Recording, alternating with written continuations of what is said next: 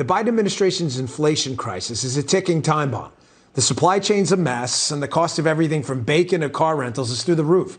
And Congress just wants to print trillions of dollars and pump it into the economy.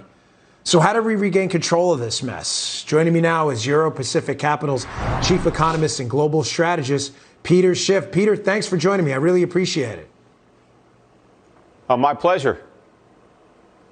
Peter, I follow your work. You have been warning about the dangers of inflation for eons now.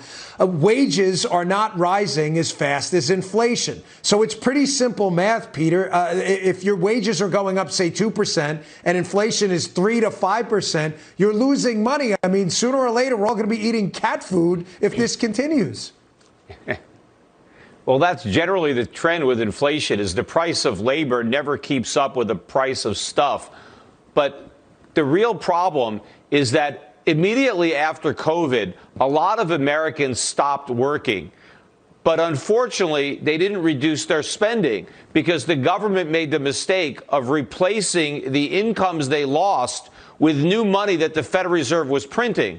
So we were making fewer things to buy, but everybody had more stuff, more money to buy stuff. And so prices just went ballistic, and they're going to keep going up. Peter, do you have any tips for the regular consumer, the middle-class American family out there working their butt off to try to, listen, rich guys, they have fancy accountants, they have hedge mechanisms against this. But what does the middle-class family do to avoid this financial apocalypse of inflation coming? How do they handle it? Yeah, well, first of all, it's a tax. So when the Biden administration says they're not taxing the people that make less than $400,000, they're hitting them with this huge inflation tax. But one way that the average American can try to avoid it is to stock up now. Buy the things that you think you may need a year from now, 2 years from now. Buy it now, especially the stuff that's non-perishable, because in the future, stuff is going to be even in shorter supply than it is now, but the prices are going to be much higher. So why wait for the prices to go up? Just buy the stuff you need now while it's available and a lot less expensive than it's going to be pretty soon.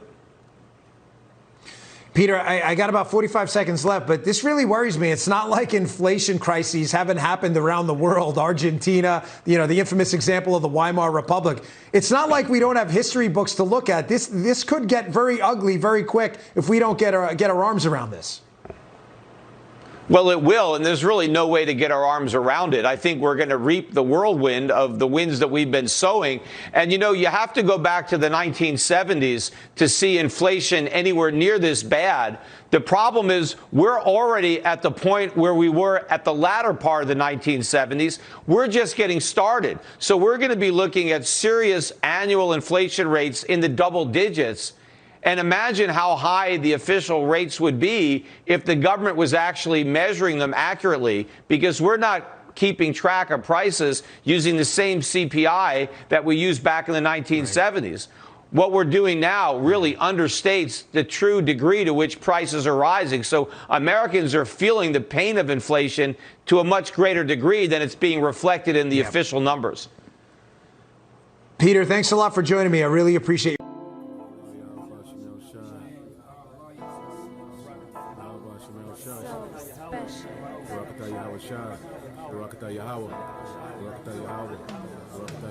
And whatsoever you shall ask in my name, that will I do, that the Father may be glorified in the Son.